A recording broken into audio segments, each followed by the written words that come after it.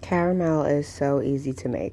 I think like most things in life, all you need is a little bit of patience, and the quality will outweigh convenience every single time. First, you're going to line an 8x8 or similar size pan with parchment paper. Next, you're going to get a medium-sized nonstick pan and add 2 cups of sugar, 3/4 of a cup of light corn syrup, half of a cup of butter, 1/4 of a teaspoon of salt, and 1 cup of heavy whipping cream. You're going to heat this pot over medium-low, stirring constantly until all of the sugar and syrup is combined and dissolved and your mixture is boiling. While your mixture is boiling, you're going to continue to stir. At this point, the consistency is pretty liquid and the color is very light.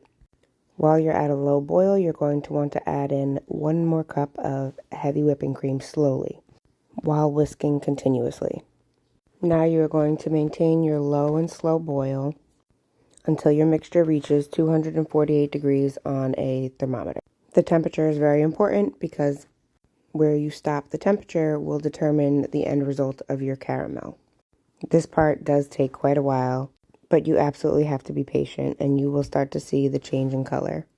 Also, don't be like me. Don't turn the heat up being impatient because it will boil over and it will make a mess. My goal for this recipe was caramel chews, but I did want to save some aside for my mom for some caramel sauce because she loves it. So for caramel sauce, you're going to remove from the heat at around 225 degrees, and you will end up with this beautiful, rich and creamy caramel sauce. It is absolutely delicious in coffee or on ice cream or however you like your caramel sauce.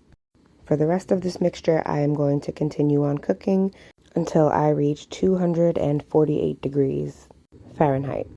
This felt like it took an absolute eternity, but again, I'm quite impatient and I usually do most of my cooking in the middle of the night when my children are sleeping and I can think.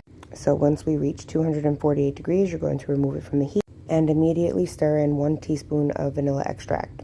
As soon as you are done stirring, you're going to want to pour this directly into your prepared pan. It's a good idea not to scrape the pan because it's very sticky at this point. Now you're going to let this cool for about 30 minutes and then place in the fridge overnight for at least 8 hours. Once you're done cooling, remove from the fridge and allow it to sit for a little bit on the counter because directly out of the fridge it will be way too hard to cut. And that's it. Cut your caramels into strips and then into squares or however you want to cut it. And there you have it. Beautiful, absolutely delectable caramel chews. I highly recommend.